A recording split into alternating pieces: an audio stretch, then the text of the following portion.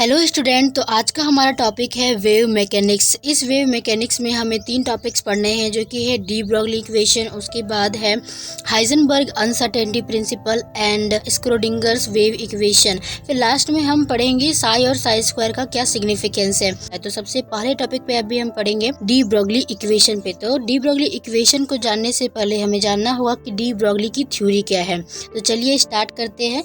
De Broglie theory किन्होंने दिया था? De Broglie ने दिया था। इन्हीं के नाम पर पड़ा है ये डी ब्रोगली थ्योरी। कब दिया था? 1924 में दिया था। According to this theory, any extremely fast moving substance behave like a wave as well as particles.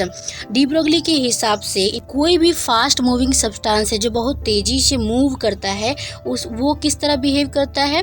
वो एक वेव की तरह बिहेव करता है। यानी कि जो समुद्र की लहरें होती है ना, आपने देखा होगा ऐसे ऐसे इस तरह से चलती है, तो उस तरह से बिहेव करता है। और पार्टिकल की तरह भी बिहेव करता है। पार्टिकल की तरह बिहेव करने का मतलब उसमें कुछ मैटर भी होता है।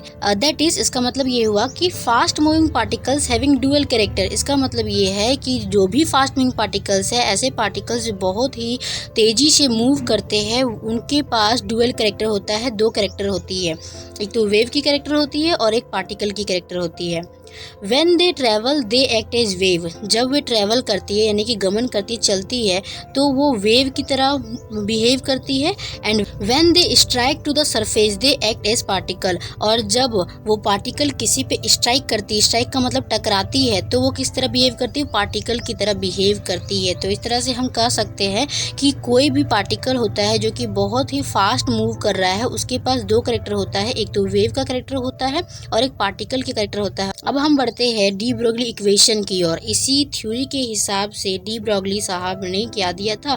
डी ब्रोगली इक्वेशन निकाला। तो वो इक्वेशन किस तरह से डिराइव होता है वो हम देखेंगे। डी ब्रोगली इक्वेशन, तो यहाँ पर हमने 2 कैरेक्टर देखे, एक तो वेव का कैरेक्टर देखा, एक पार्टिकल का कैरेक्टर देखा। ठीक है, तो उन्होंने 2 फॉर्मूला का यूज किया था, एक प्लैंक क्वांटम थ्योरी और एक आइंस्टाइन इक्वेशन का यूज किया था। और इन्हीं दोनों इक्वेशन को यूज करके उन्होंने डी ब्रोगली इक्वेशन को डिड्यूस किया। व्हेन सब्सटेंस क्या हो सकता है? या तो लाइट हो सकता है या फिर इलेक्ट्रॉन हो सकता है। जब ये वेव की तरह बिहेव करेगा, तो then energy of the particles, तो पार्टिकल की एनर्जी क्या होगी? तो क्योंकि वेव की तरह बिहेव कर रहा है, तो वेव की तरह बिहेव करने में एनर्जी का फॉर्मूला किन्होंने दिया था? प्लैंक्स ने दिया था। तो according to Planck quantum theory, E is equal to hc/λ होता है। ठीक है, ये हमें पता है और इसे हमने इक्वेशन 1 माना। When substance behave as particles, then energy of particles. जब सब्सटेंस जो है पार्टिकल की तरह बिहेव करेगा, वहाँ वेव की तरह बिहेव कर रहा था, यहाँ पर पार्टिकल की तरह बिहेव करेगा। तो जब पार्टिकल की तरह बिहेव करेगा, तो इस पार्टिकल की एनर्जी क्या होगी? E is equal to mc²। और ये फॉर्मूला कहाँ से आता है? आइंस्टाइन इक्वेशन से आता है। तो इसे हमने इक्वेशन 2 माना। अब ये जो इक्वेशन 1 है और ये इक्वेशन 2 है, इन दोनों इक्वेशन को हम कंपेयर करेंगे कि यहाँ पर इसकी एनर्जी और ये E दोनों सेम है, एनर्जी सेम है। ठीक है, तो इस E को हटा करके हम क्या लिख सकते हैं? hc/λ is equal to mc²। ठीक है, दोनों इक्वेशन से ये हमारे पास आता है hc/λ is equal to mc²। यहाँ पर m क्या है? m है आपका मास ऑफ ऑब्जेक्ट। ठीक है, h क्या है? प्लैंक्स कांस्टेंट है। c क्या है? c आपकी वेलोसिटी है। लैम्बडा है वेवलेंथ। तो देखो ये जो hc/λ है इज इक्वल टू mc²। तो इस c से यहाँ का एक c कट जाएगा, तो हमारे पास क्या बचेगा? h/λ is equal to mc। और इस लैम्बडा को हम उधर लेकर के जाएंगे, तो आ जाएगा हमारे पास h is equal to mc²। I hope आपको यहाँ पर समझ में आया होगा। यहाँ पर क्या हुआ आप इधर दे सकते हो कि h is equal to m, एक c बच गया था और एक लैम्बडा को हमने उधर लेकर के गया। ठीक है, तो यहाँ पर हो गया h is equal to mc²।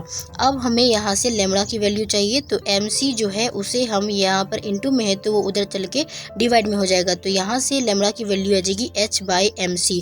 और यही है डी ब्रोगली इक्वेशन। इसी इक्वेशन को डी ब्रोगली ने दिया था। डी ब्रोगली इक्वेशन क्या है? Lambda is equal to h/mc।